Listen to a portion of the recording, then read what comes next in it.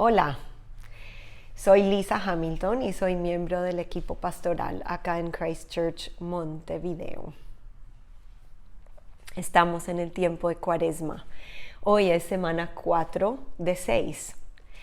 Durante este tiempo hemos estado observando la vida de Jesús, recordando momentos y palabras, queriendo aprender lo que significa preparar nuestros corazones para el misterio de la Pascua. La Pascua es el misterio más grande de la fe. Y la fe es un misterio. La palabra Cuaresma en inglés es Lent, que significa alargar. Entonces, durante este tiempo tenemos la oportunidad de alargar nuestra fe, de crecer, de entender qué significa preparar nuestros corazones y tratar de hacerlo. Hemos escuchado de Nate y de John en cuanto a la preparación de Jesús y el proceso de Jesús. Hoy quiero hablar con ustedes acerca de la presencia de Jesús. Estamos en el cuarto domingo de la Cuaresma y en Godly Play la historia de hoy es sobre Jesús que fue al desierto. Nosotros decimos en la historia, Jesús fue al desierto para saber más quién era Él y para conocer cuál habría de ser su trabajo. Pero, ¿cómo conocemos más sobre quiénes somos nosotros? ¿Y por qué fue a un desierto? Pensemos. Aprendemos quiénes somos muchas veces a través de los límites. En un desierto hay muchos límites, hay muchas cosas que no están, que faltan, ¿no? Estos son límites existenciales, como nuestras necesidades básicas y cómo suplirlas, como la vida y la muerte, como el propósito.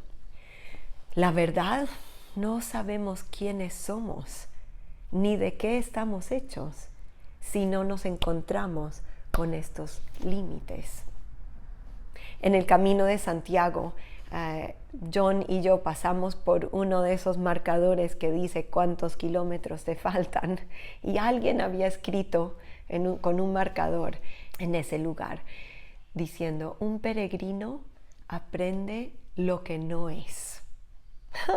A partir de ese momento yo empecé a sacar una lista de todas las cosas que yo estaba aprendiendo que no era, y me terminó siendo bastante larga la lista en esos 36 días de caminata. Los límites nos ocurren de muchas maneras.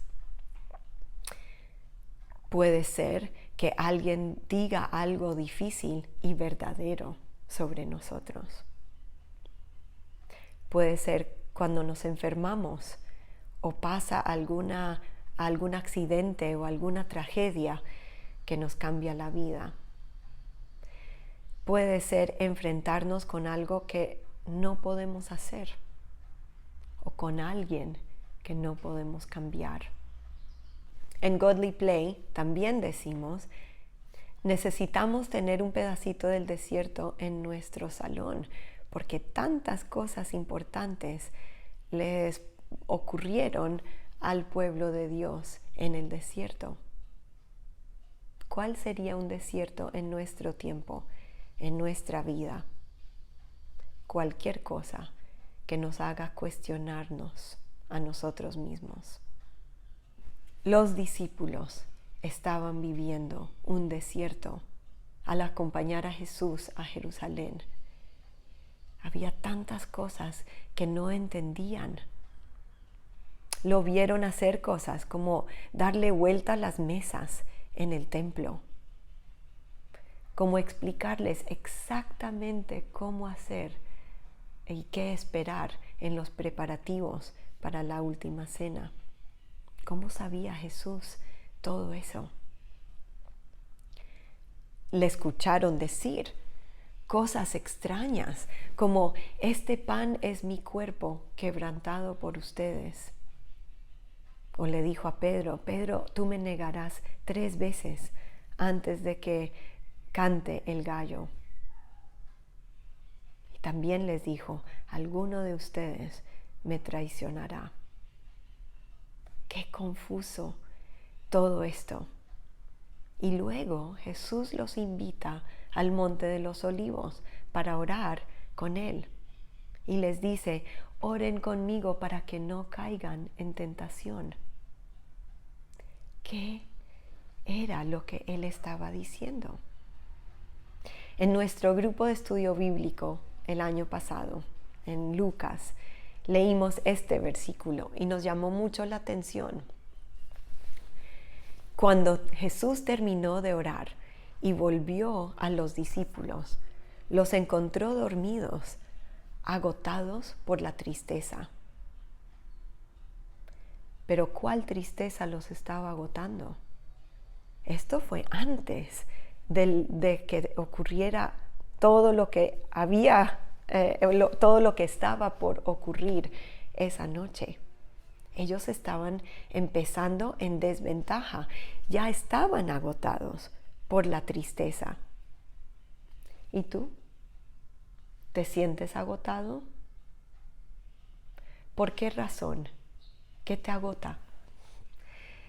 Es que estos tiempos son agotadores. El teletrabajo ha eliminado los límites entre el trabajo y la casa. Los hijos que están estudiando en casa, también en sus computadoras, los contagios, los números de COVID que suben y suben, la amenaza de la muerte, de la vida, las noticias, como que todo eso nos agota. Todos hemos vivido tiempos de pérdida, hemos vivido pérdidas y eso nos agota. ¿Qué significa estar agotados? Pues es un adjetivo, una palabra descriptiva que quiere decir muy cansado, sin fuerzas, tras hacer un gran esfuerzo. Cuando habla de recursos, significa acabado, gastado, consumido. El agotamiento es peligroso. El esfuerzo emocional es a veces más agotador que un esfuerzo físico. Yo creo que los cuerpos de los discípulos les estaban dando un mensaje que ellos todavía no habían captado. Ellos estaban agotados, emocionalmente agotados en estas experiencias de desierto que habían tenido. Y ni siquiera habían empezado los eventos trágicos de aquella noche. ¿Y tú? ¿Tú eres consciente de que tu cuerpo te habla? Y si eres consciente de eso, ¿qué te dice tu cuerpo? Nuestra debilidad, la fragilidad humana es un límite. Algunos conocen bien ese límite por alguna enfermedad o alguna debilidad, limitación física de algún tipo. Otros son más fuertes, sanos, llenos de energía, pero limitados igual. Y ese límite tarde o temprano se hace ver. Es nuestra naturaleza humana querer ignorar o pasar por alto esa limitación, ignorar nuestros límites. Queremos seguir adelante, queremos lograrlo todo, queremos cumplir con las expectativas, pero todos somos limitados. Te invito hoy a conocerte más a través de los límites, a través de las emociones que puedan causar los límites. Al conocernos más, tenemos la oportunidad de conocer más a Dios. San Agustín escribió en el año 400, ¿cómo te puedes acercar a Dios cuando estás tan lejos de ti mismo? Los límites nos dan oportunidad para sentir sorprendidos, frustrados, enojados, tristes, deprimidos. Y las emociones nos hacen nosotros mismos. Las emociones nos hacen humanos. En nuestras conversaciones los martes sobre la ansiedad y la adicción, vimos que una de las principales causas de ansiedad es no tener con quién hablar de eso. Y la ansiedad lleva a la adicción. De hecho, la palabra adicción quiere decir lo no dicho, la adicción. Las emociones, nuestras emociones, tienen mucho para enseñarnos acerca de nosotros mismos. Aprendo más acerca de quién soy yo cuando me permito sentir. Yo les decía a mis hijos cuando eran chicos, si no hablas de lo que sientes, vas a terminar haciendo lo que sientes y capaz terminas en penitencia. Es mejor hablarlo que hacerlo. Toda emoción es creada por Dios por una razón. ¿Cuál? Las emociones son la manera, el lugar en el que Dios nos puede hablar. Cuando nos conectamos con nosotros mismos emocionalmente, nos entendemos y también nos conectamos con Dios. Nos conectamos con nosotros, nos conectamos con Dios. En un libro llamado El grito del alma, los autores dicen lo siguiente: no hacerle caso a nuestras emociones equivale a volverle la espalda a la realidad. Escucharlas es lo que nos hace entrar en la realidad. Y la realidad es donde nos encontramos con Dios. Las emociones son el lenguaje del alma. Son el grito que le da una voz al corazón. Sin embargo, muchas veces nos hacemos los sordos por medio de la negación, la distorsión o la desconexión. Echamos fuera de nuestra vida todo lo que nos perturbe a fin de obtener un control débil de nuestro mundo interior. Nos sentimos asustados y avergonzados por lo que se va colando en nuestra conciencia. Al descuidar nuestras emociones intensas, somos falsos con nosotros mismos y perdemos una maravillosa oportunidad de conocer a Dios. Olvidamos que el cambio se produce por medio de una sinceridad y vulnerabilidad absolutas ante Dios. Amigos, somos seres emocionales y somos seres espirituales. ¿Y cómo definir o describir eso? Ahí está la fe. En lugar de describirlo, necesitamos vivirlo, experimentarlo. Dios nos ha dado una manera totalmente natural de conectarnos con nosotros mismos y con Él. La respiración. La respiración es conexión con Dios. Escuché una charla de Richard Rohr en donde él describía esto. El nombre de Dios en hebreo es Yahweh. Las vocales de ese nombre denotan la manera natural que nosotros respiramos. A y E. Entonces, cuando decimos el nombre de Dios en hebreo, Yahweh, estamos repitiendo el patrón natural de la respiración. A, E.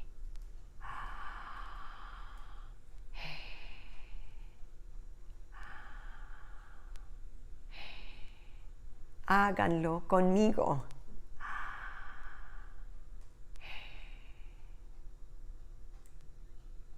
Es increíble. Dios nos ayuda a pronunciar su nombre desde el momento en que nacemos hasta el último segundo de nuestras vidas. ¿No es eso increíble? Pensemos en algo. La respiración conecta nuestra parte física, emocional y espiritual. Dios nos ha diseñado para que seamos íntegros, completos. Tú sabes que con solo 5 minutos de respiración profunda y calma logramos resetearnos emocionalmente. O sea, cuando estás angustiado o temeroso, la respiración es una manera de realinearte, de reconectarte contigo y con Dios. Vemos un patrón repetido muchas veces en la Biblia. Cuando estamos estresados o angustiados, con miedo o tristes, la respuesta de Dios siempre es su presencia. ¿Qué quiere decir presencia? Es una circunstancia de estar presente o de existir, alguien o algo en determinado lugar. Es estar. En un podcast que escuché recientemente, estaban entrevistando a una mujer llamada Diana Gruber, quien escribió un libro acerca de un límite que muchos de nosotros hemos experimentado, la depresión. Entre otras cosas, ella dijo, la depresión toca tu vida espiritual.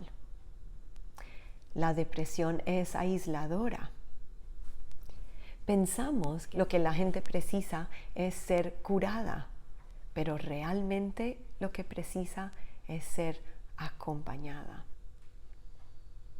Dios nos acompaña en la oscuridad.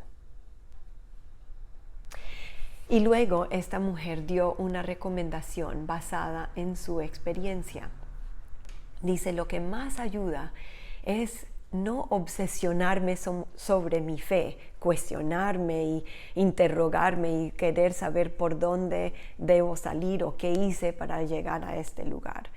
Una introspección frenética, lo llama ella, sino más bien mantenerme anclada en la fidelidad de Dios hacia mí.